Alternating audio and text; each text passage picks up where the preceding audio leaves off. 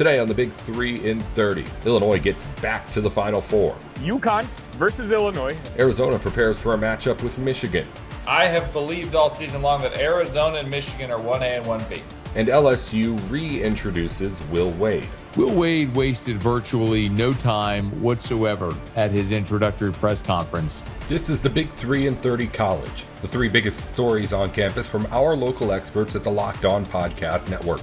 We bring you the real story, why it matters, what's next, who wins the big game, and more, all in 30 minutes. The Big 3 in 30 College starts now. Thank you for making the Big 3 in 30 your first listen of the day, part of the Locked On Podcast Network, your team every day. Today's episode is brought to you by FanDuel. Download the FanDuel app now by visiting FanDuel.com and win $300 in bonus bets if your first $5 bet wins. Illinois basketball is back in the Final Four for the first time since the Illini made the championship game in 2005. They took down a pair of Big Ten foes in the second weekend of the NCAA tournament. And now, as Brad Underwood prepares for his first Final Four appearance, Sonny Verma tells you everything you need to know going into it on Locked On Illini. UConn wins by 3 points. Incredible game. And so it looks like it's going to be UConn versus Illinois. Obviously a series that's gone back a few years now. They're familiar foes. They're teams that have played, 3 times in just the last 3 years at this point. And let's be honest, Illinois has kind of been on the short end of the stick in all 3, or at least 2 of the matchups. I'm going to kind of go back through my memories and really refresh what I think of the game. I will be honest.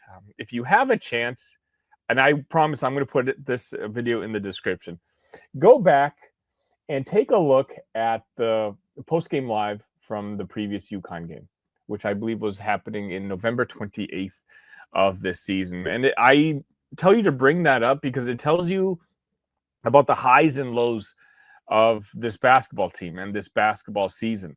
I consider myself a pretty optimistic guy, but if you go back and watch that was probably the lowest I've felt for the Brad Underwood era for a while. And legitimately, it's me for 35 minutes questioning that, have we reached the ceiling with Brad? And it's funny because obviously that thought has been echoed amongst a lot of Illini fans throughout not just this season, but in years past. But I've never really gotten there. And, I always do harp on the fact that these post-game live shows are 24 hours. Say what you want. You're not going to be held accountable for it. And so certainly 24 hours later, I didn't necessarily feel that way. I think my everydayers in here know that I believed in this coaching staff moving forward. And ultimately this March, I guess that belief has been proven correct. But definitely go back, please. I will put the link in the description. It's just kind of a cool way of looking back at history and just kind of why you should appreciate this moment that we're in so much. But what I really wanted to do is, again, we'll quickly recap the 2 games. Of course, we're going to be talking about the matchup in the Elite Eight just a couple of years ago. It was the Terrence Shannon Jr. team, Marcus Damask.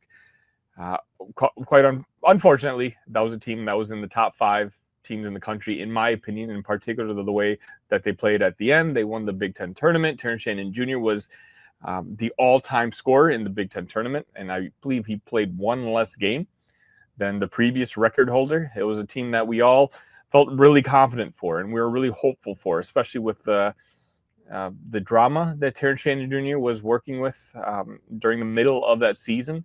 And to see him come off of that and this team kind of unite, it was a special feeling. And then at that time, Brad Underwood had never gone to the Sweet 16. And being able to get there, and then you have that stunning victory over Iowa State. We all remember the Terrence Shannon Jr. dunk. It was a great feeling. And then in the Elite Eight, you met up with UConn, and bad things happened. Right?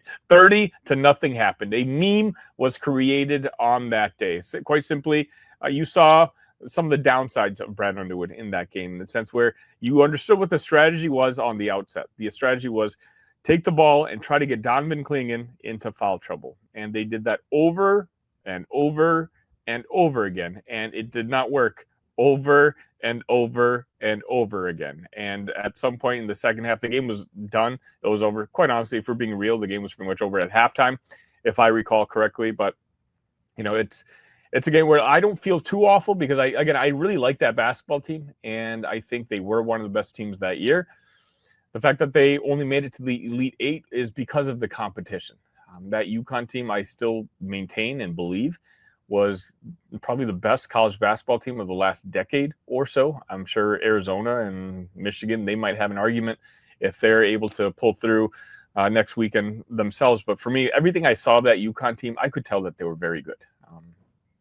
Were they as better than Illinois as they showed on that particular day? I wouldn't necessarily say that, but you got to give credit where credit is due. I've always said that, in my opinion, and people don't like it when I say this, I think Dan Hurley's the best coach in all of college basketball. I've just been extremely impressed with everything he's done. He's one of those guys where even if he had just a court full of 3 stars, I do think that if you give him time to prepare, he can get the job done. And so this is a matchup that is not ideal, but notice the words I said, not ideal. I did not say impossible. Why? Because of what Brad and this Illini team has shown this year. They've shown that, hey, going into games, I don't think many people would say that Brad Underwood was a better coach than Kelvin Sampson. Well, Brad Underwood outcoached Kelvin Sampson. I'm not sure many people would say that Brad Underwood is a better coach than Ben McCollum. And, well, Brad Underwood outcoached Ben McCollum. And I'm not talking about program building. I'm talking about strictly X's and O's. And that's where Brad usually doesn't have the advantage. And yet he did on those particular days. And that's why, granted, I think Dan Hurley is the best coach in the country. But that I don't have that sense of dread that I've had in years past. This is not going to be a game preview for it yet because I'm always honest with you guys, right? Like, the result literally just happened maybe 20, 25 minutes ago. Just like I'm going to tell you now about how this Illini team is far different than the team that was back in November. The same could maybe be said about this UConn team. I focus on Illini basketball, okay? So I've got to catch up on UConn. I've got to talk to UConn beat writers and people, content creators who cover the team. And, maybe I'll probably release an interview or two, a preview or two this upcoming week, and then have a full in-depth preview right before the game. But what I wanted to do is, again, Illinois has lost the previous 2 matchups, right? But what I wanted to do is basically, let's just take a look at how different that team was.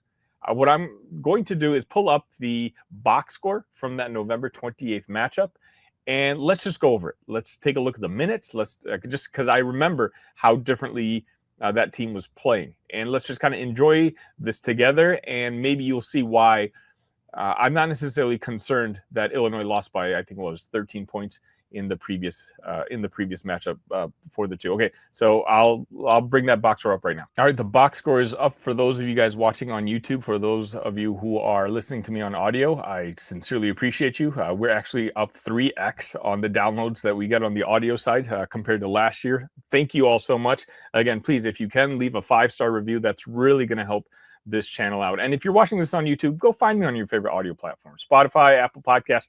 I'm on all of those. Okay, so first thing that sticks out to me, of course, the 2 names I'm going to look at first are the 2 current Illini best players, correct?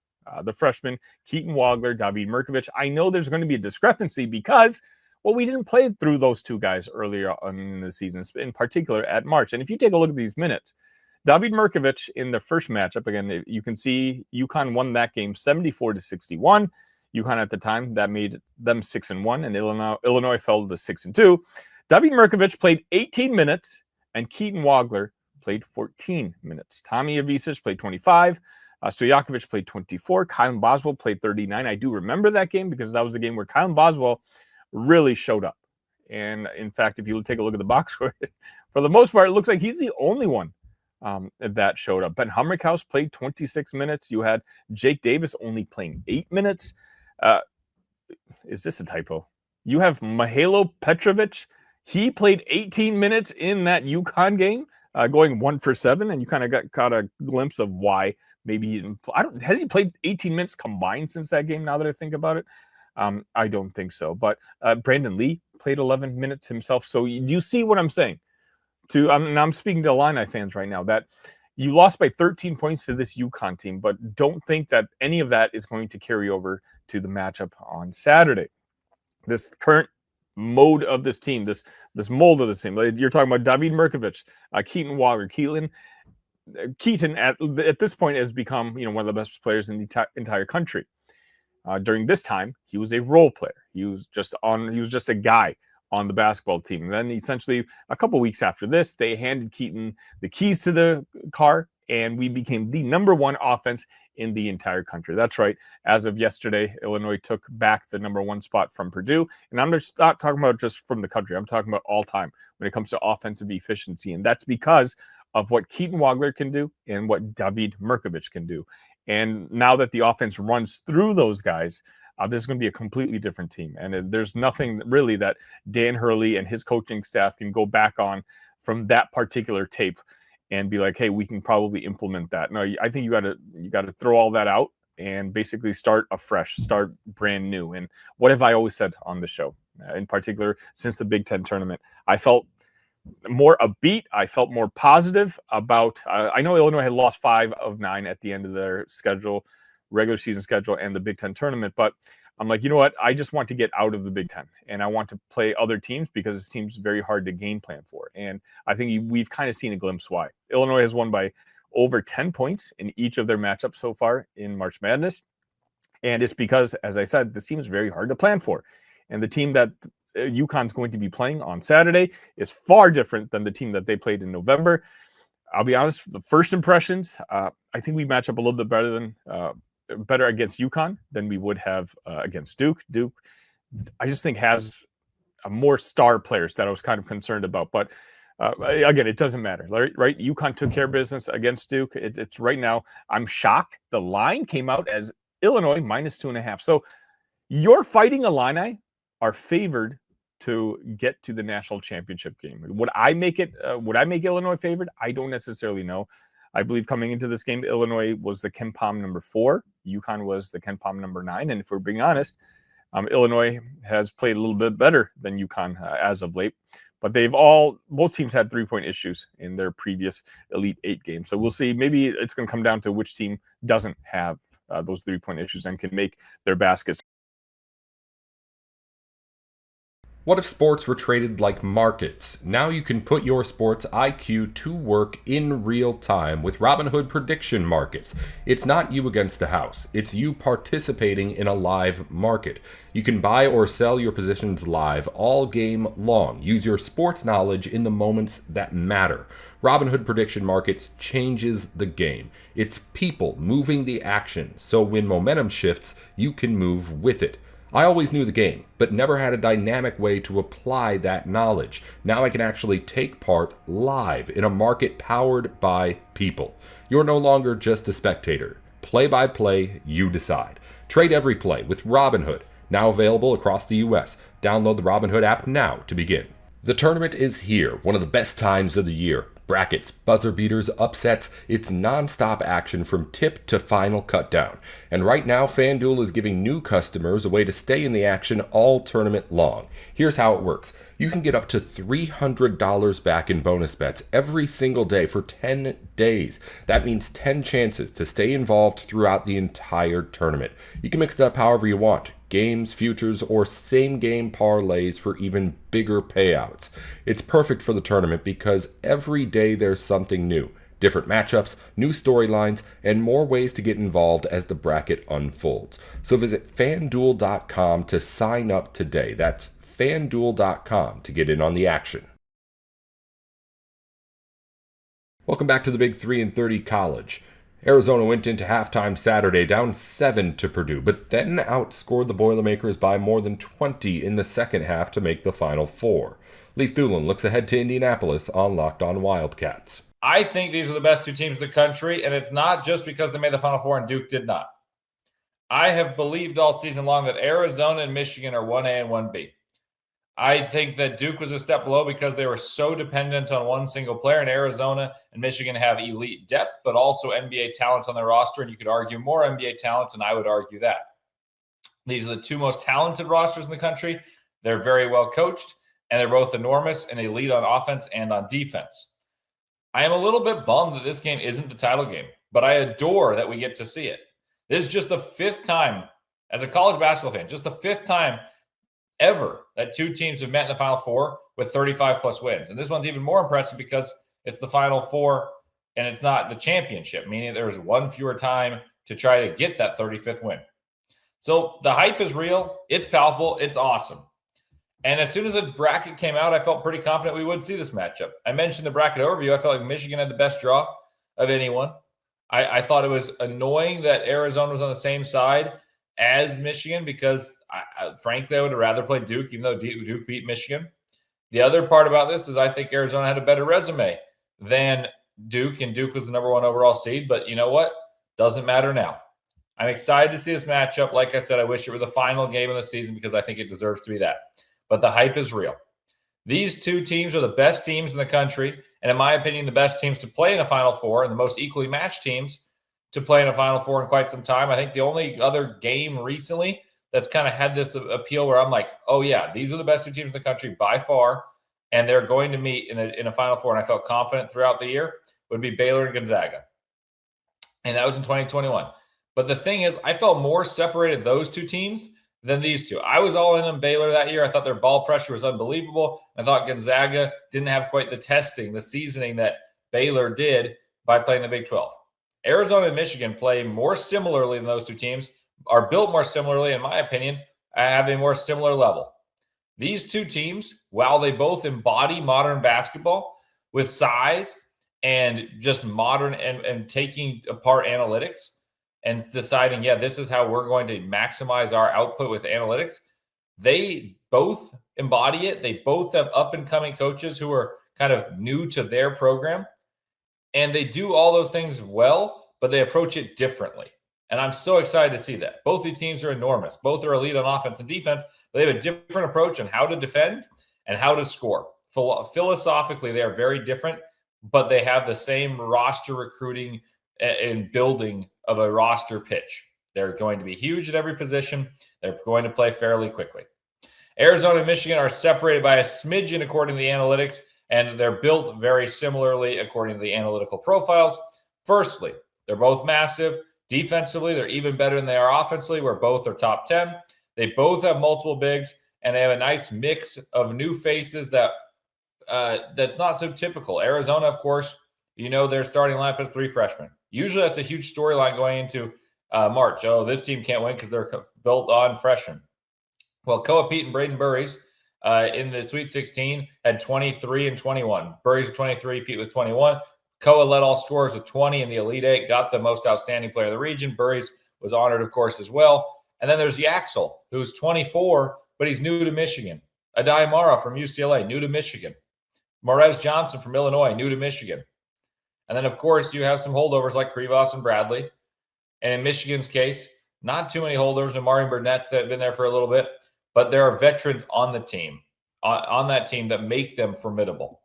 It's a nice mix. You don't see that too much in college basketball where there's a mix of how this team is comprised. And I think what the benefit of NIL is, you can pay for a team with great depth. You can pay for a team that resembles exactly how you want to coach it. Both these teams have rosters that embody how these coaches want to play, and it embodies current modern basketball, and they're very hard to beat. That's why these teams have been the best throughout the season. Usually there's more ebbs and flows.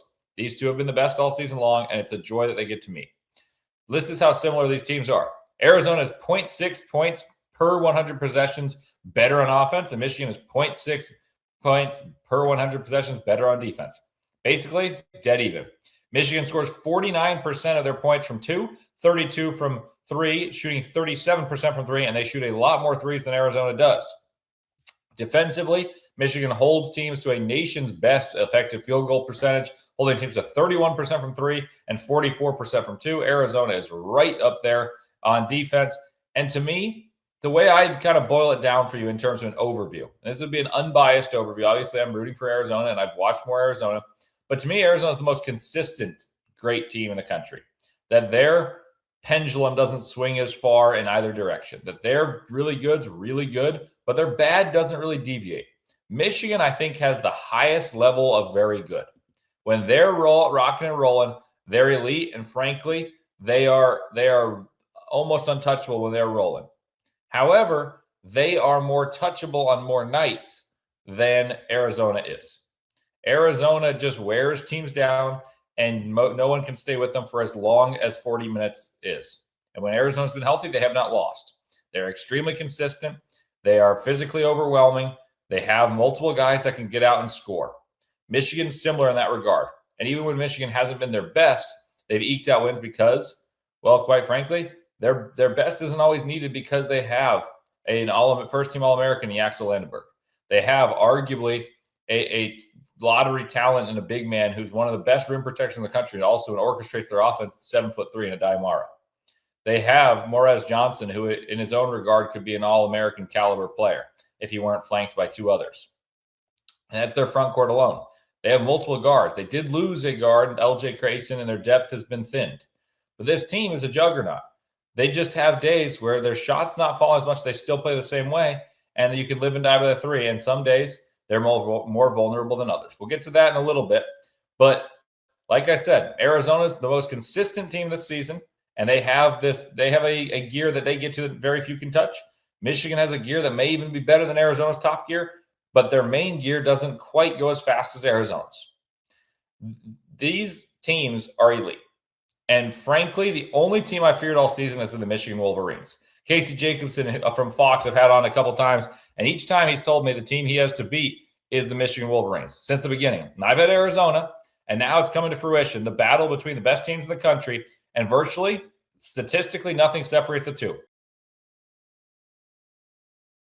Welcome to the 5-Hour Energy Flavor Draft. With 18 different flavors to choose from, including new options like Confetti Craze, Fruity Rainbow, or Cotton Candy, there's something for everyone. The board is set, the flavors are ready, and I've got my number one pick for the 5-Hour Energy Flavor Draft, Confetti Craze, a delicious blend of rich and buttery, freshly baked confetti cake, smooth vanilla frosting, and a sprinkle of sweetness in every single sip. And of course, it still gives you that classic energy that you know from 5-Hour Energy with zero sugar involved. Find your new favorite flavor of 5-Hour Energy shots available online at 5hourenergy.com or Amazon. Welcome back to the Big 3 and 30 College. LSU basketball fired Will Wade in 2022, but now he's back in Baton Rouge after stops at McNeese State and NC State. Matt Moscona has more on a welcomed but still a little awkward reunion. All the Will Wade rumblings became noise, became actuality. Told you two things, two reasons why Will Wade would leave NC State to come back to LSU. Number one, alignment. And I even told you that word. He was going to use that word a ton in his press conference. And I'm talking about from Governor Jeff Landry to board president Lee Mallett to university system president Dr. Wade Roos to Heath Schroyer coming over from McNeese.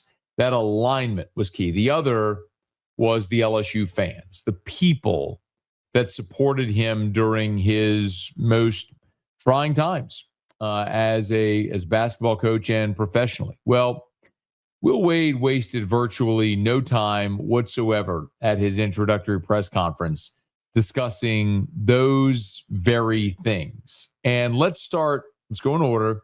Let's start with that alignment. Now, remember, I told you, top down, Jeff Landry, Lee Mallett, Wade Roos, Heath Schroyer. Funny how Will Wade mentioned them. There's just a ton of folks involved to make this happen. I want to, first off, thank our governor, Jeff Landry. I want to thank our wonderful LSU board, many of who are here today, and our great chairman, Lee Mallett. I want to thank Dr. Roos, who I've worked with before. We're going to work well together again, get that alignment. We've got Heath Schroyer here, same chain of command as Doc likes to say, and certainly our wonderful athletic administration and everybody involved in the athletic administration. Their belief in me and the belief in me that this is the right time to come home will never be forgotten. And make no mistake, this is home. I wasn't born in Louisiana, but Louisiana's home for me, and me and my family. And so,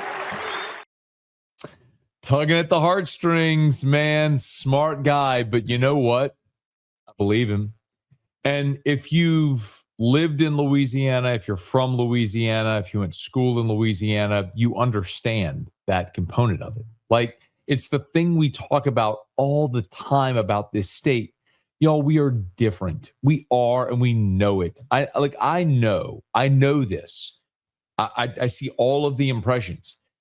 there's so many of you watching right now who are Ole Miss fans from when Lane Kiffin left Ole Miss to come to LSU, NC State fans who now have followed this show since Will Wade jumped, and this isn't going to make sense to you. And I understand that.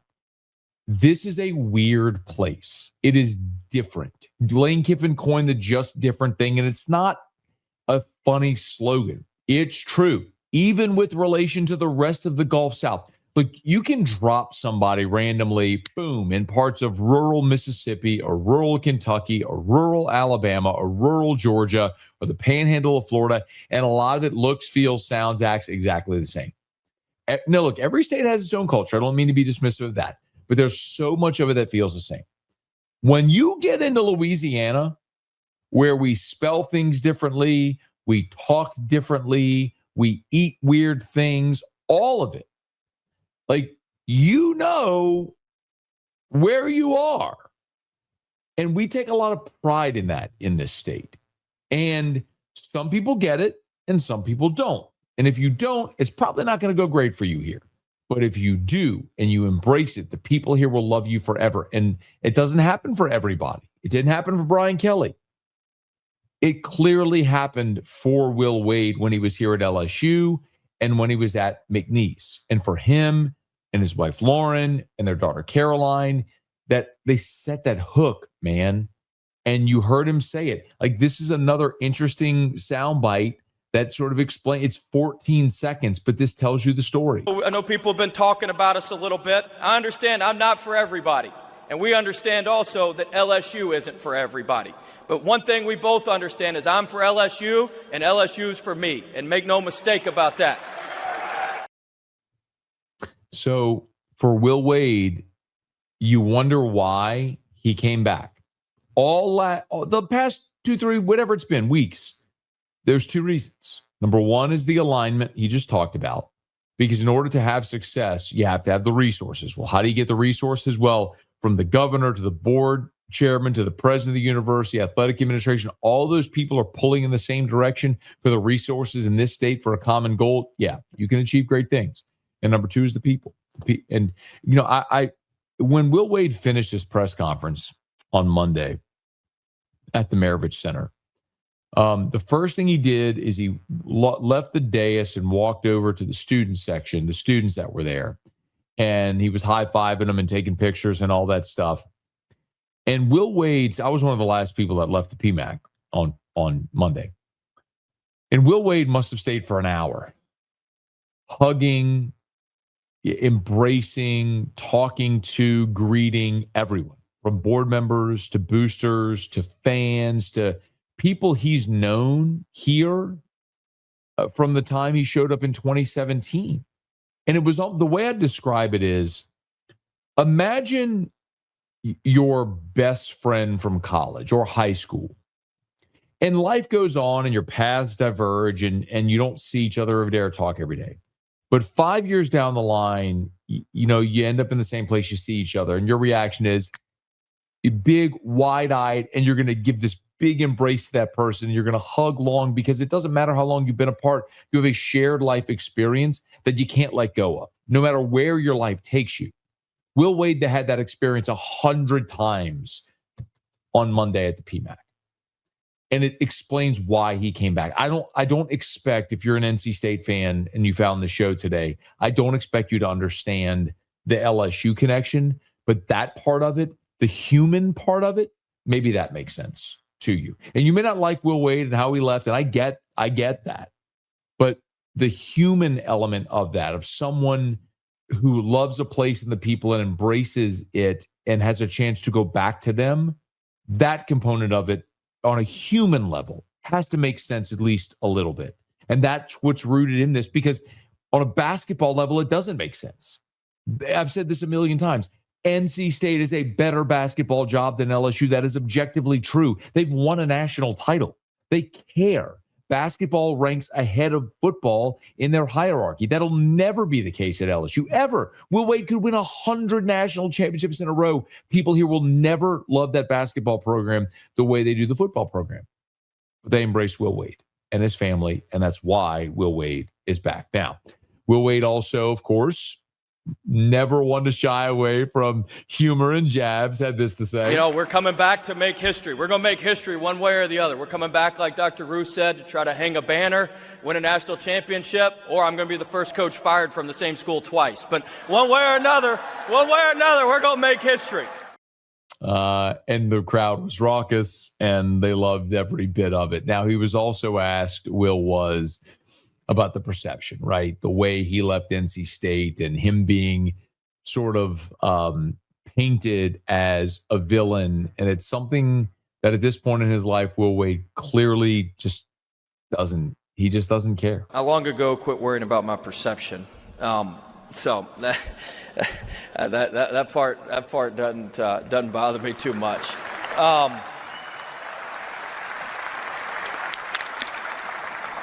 Look, here's what I'm going to say. I'd like to focus more on what's going on at LSU. NC State was great to me. I think some of the things have been mischaracterized on how I left, but I'm not going to get into I learned long ago, I'm not going to get into a back and forth on all of that. The people who need to know. And look, everybody has to, when there's a situation like this, everybody has to cover has to cover. Let's put it that way. And so I'm not. I'm at peace with how I left. I'm at peace with what we did, and look. I mean, they're pretty mad for a coach they didn't think was very good. So, and he had to get the jab in at the end. A friend of mine who is a very, very successful business person. I won't tell you his name. If I did, you would know exactly who it was. But this person told me one time that the easiest decisions in life are the best decisions. And I think this was an easy decision for Will Wade. And that may not sit well with NC State folks or anybody else nationally, but it sits well with Will and Lauren Wade and Caroline and Dr. Wade Roos and Lee Mallet and Governor Jeff Landry and everybody else involved.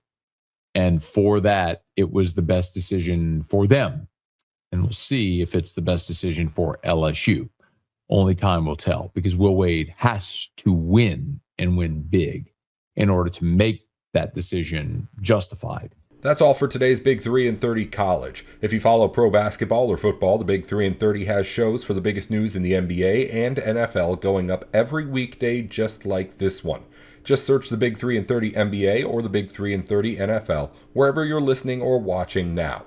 Thanks again for tuning in to the Big 3 and 30 College.